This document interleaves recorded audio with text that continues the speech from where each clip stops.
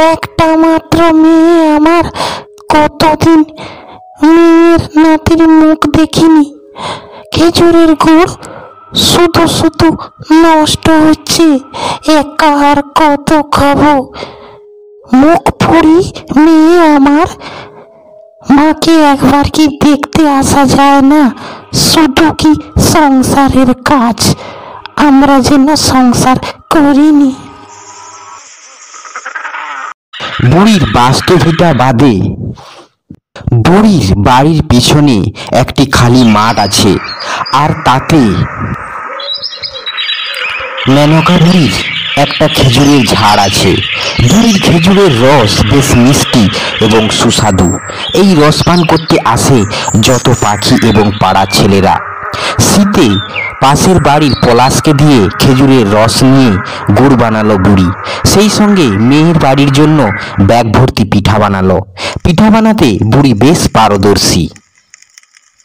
বুড়ির হাতের পিঠা খেতে মেয়ের বাড়ির সকলেই বেশ পছন্দ করে। বুড়ি তাই আনন্দের সঙ্গে পিঠা নিয়ে মেয়ের বাড়ি যাওয়ার জন্য প্রস্তুত হয়ে গেল। বুড়ি পাশের বাড়ির পুটির মাকে ঘর দেখতে দিয়ে গেল। পুটির মা বলল, আরে মালতীর মা, তাড়াতাড়ি বের হ, দেরি করিসনি। একটা মেয়েকে যেমন এত দূরে বিয়ে দিস। মেনকা বুড়ি গাড়িতে উঠে গেল মেয়ের বাড়ির জন্য। শীতের বিকেল বেলা।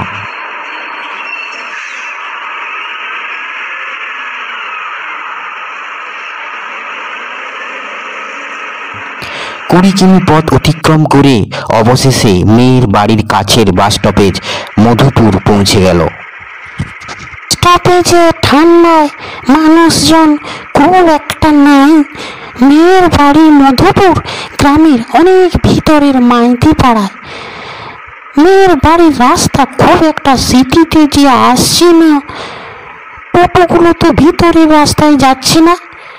ওই টোটো চালককে বলি, ও বাবা, এর চেহারা দেখে তো বেশ ভয় লাগছে, আমায় একটু পৌঁছে দেবে?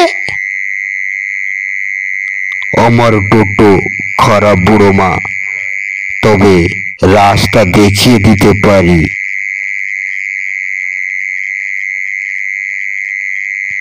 হি হি হি, ও বাবা, এ ধারে কোন মানুষজন তো কেউ কখনো আসে না, এ কেউ উড়িয়ে আসছে।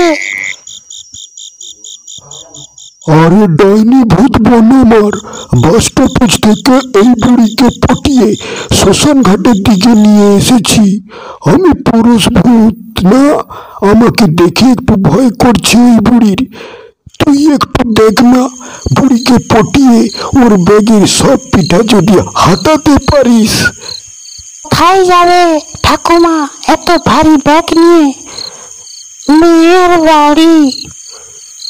তোমার এত বয়স হয়েছে, আমাকে ব্যাগটা দাও, আমি তোমার মেয়ের বাড়ির কাছাকাছি পৌঁছে দিচ্ছি। ও, তাহলে তো বেশ ভালো হয় মা, বয়সটা তো আর কম হলো না। রাস্তাতে একটা গাড়িও তো দেখতে পাচ্ছি না মা। সেই যে মরার আগে দাদা বোন মায়ের হাতে পিঠা খেয়েছিলাম, আর এই মুখে পিঠাই জুটেনি।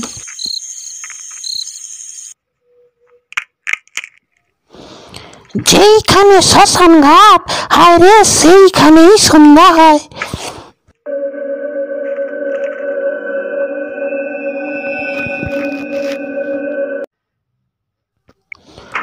কতদিন পিঠা খাইনি, আজ পেট পুরো পিঠা খাবো।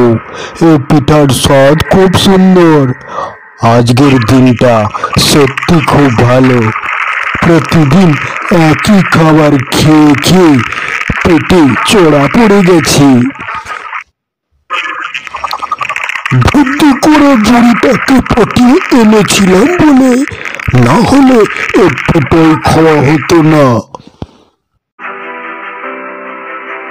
শেষ পর্যন্ত এত ঘুরে ঘুরে, যাই হোক, মেয়ের বাড়িটা ভালোই ভালোই পৌঁছে গেলাম। ওরে বাবা রে!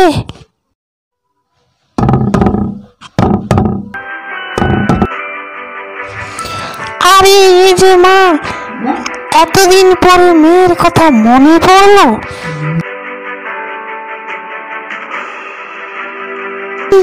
তোদের শখের পিঠা নিয়ে এসেছি। এত হেঁটে হেঁটে আর ভালো লাগে না, আয়। তুমি তো ফোন করবে মা, তোমার নাতি গিয়ে নিয়ে আসতো। কোথায় তোমার পিঠা? ব্যাগে তোমার একটাও তো পিঠা নেই। তোর মুখ পড়ি ভালো করে দেখ। না গো মা, একটাও পিঠা নেই। শ্মশান ঘাটের কোন মেয়ে তোমার ব্যাগ ফাঁকা করে দিয়েছে?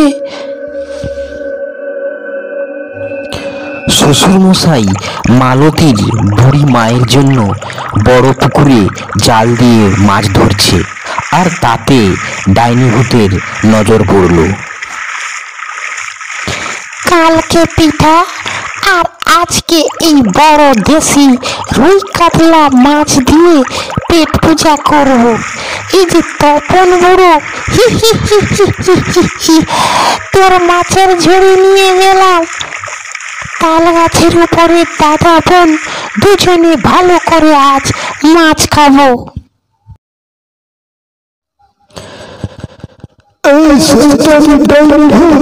তুই আমার মাছের ঝুড়ি দিয়ে চলে গেলি। সেদিন আমার তোমার মায়ের ব্যাগ ভর্তি পিঠা তুই কিনেছিস, তোকে আমি ছাড়ব না। দেখ তোর কি করি আমি। তুই আমার পালন করবি তপন বুড়ো, তুই এখন বাড়ি যা। দু একদিন পরে তপন বুড়ো এক মহাযোগী সাধু বাবাকে তাল গাছের কাছে নিয়ে গেল। আমি সাধনা বলে সিদ্ধ এক মহাযোগী, ডাইনি ভূত আর তোর দাদা, তোদেরকে ভয়ানক মন্ত্র দিলাম। তোরা এই তাল গাছের চারপাশের এলাকায় সবসময় বাধা হয়ে থাকবি, আর কোথাও তোরা যেতে পারবি না। তপন খুড়ো, আমাদেরকে ছেড়ে দাও, আর কখনো চালাবো না। পেটের জ্বালাই করেছি, স্বভাবে করি না। হ্যাঁ, তোমরা তো শ্মশান ঘাটের কালী পূজা দেখতে যাচ্ছ, কাউকে জিজ্ঞাসা করবে আমরা কারো কোনো ক্ষতি করছি কিনা। একদিন তপন খুড়ো পান বিক্রি করে সন্ধ্যাবেলায় বাড়ি ফিরছিল। এমন সময় ভয়ঙ্কর রঘু ডাকাতের হাতে পড়ল। এই শালা, পান বিক্রির সব টাকা দে। দিয়েছি সামান্য টাকা। মিথ্যা কথা বলছিস, তোকে আছে মেরেই ফেলবো। রঘু ডাকাত, তোর ঘাড় মটকাবো আমরা ভূতেরা। তোকে ছাড়বো না। পালিয়ে গেলি কেন বেটা? যদি বাধা হয়ে না থাকতাম তোর ঘর মুক্তিয়ে দিতাম, এমন শিক্ষা দিতাম আর কখনো ডাকাতি করতিস না। ডাইনি ভূত, আমায় ক্ষমা করো। ভূতেরাও অনেক ভালো হতে পারে। তোদের বাঁধন কেটে দিলাম।